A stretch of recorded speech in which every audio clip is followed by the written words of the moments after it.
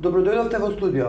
Мој гостин денеска е Рамадан Рамадани, добар познавач на приликите околу Бурмали џамијата. Денеска имаше на пресконференција во која што група на невладини организации повторно го актуализира прашањето со Бурмали џамијата поради најновите настани со тоа што таму просторот е сега ограден и според најновите информации е дека тој е продаден еден грчки бизнисмен за да се гради таму хотел. Каков е вашиот коментар? Што ќе се превзима? Да, значи, ние денеска одржавме пресконференција координативното тело на невладини организации за обнова на Бурмали џамија, кој сега брои самото координативно тело брои 25 организации, а сите членки кои се во тоа тело се над 80 членки кои се, значи, албански невладини, турски, ромски и бошњачки. И денеска одржавме една пресконференција и соопштение се со цел и намера да го евидентираме она што ние сметаме дека е директна физичка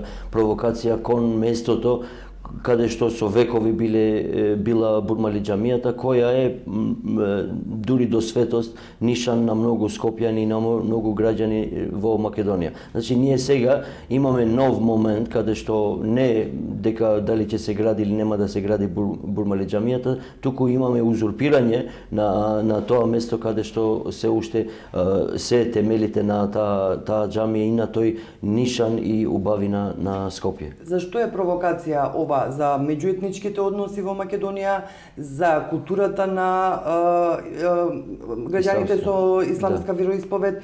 Зашто е ова? Велите, ова е груба провокација. Да, ова е пред се, јас теоретски ова се одразува на националната коезија во Македонија во целина, зашто се прави узурпација на местото на еден символ кој што за голем број на граѓани значи нешто и велам дури до светост се поштува. Ова секако после може да се одрази, значи, врз релациите на граѓаните со власта, па може би и меѓуетничките и меѓуверските односи, но првобитно ова е насилство и агресија на луѓе кои прават планови без да уважат она што голем дел, пак велам, на граѓани на Македонија го сметат како свој темел, како свој нишани, како символ кој што векови го имале на овој простор. Што ќе превземете следно? Има ли нешто да се превземе? Да, ние денеска најавивме дека тек ќе следи одговорот на ова што ние сметаме дека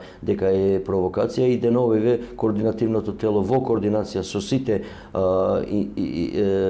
организации, други институции како што се и Исламската верска заедница и политичките партии кои денеска во прес ги повикавме за да се смисли некоја реакција кон ова. Ова дефинитивно не води кон ништо добро, туку води само кон влошување.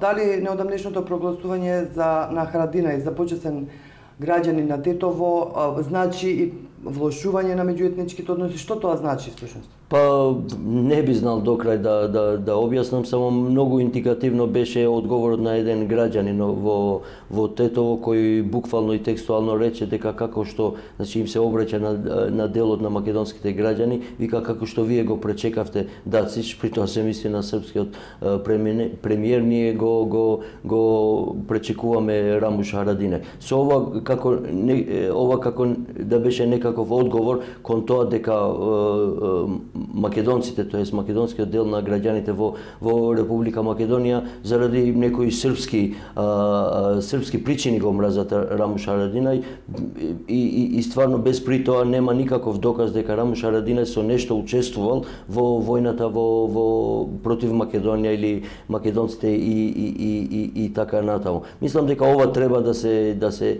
следи околу целата ова, како да кажам, бука во јавност која се издигна над ова, која е, чинам, некоја предизборна кампања на градоначалникот на Тетово и неговата матична партија ДПА. Господин Рамадани, многу ви благодарам што бевте гостин во студио. Фала и на вас, фала ви и на поканата.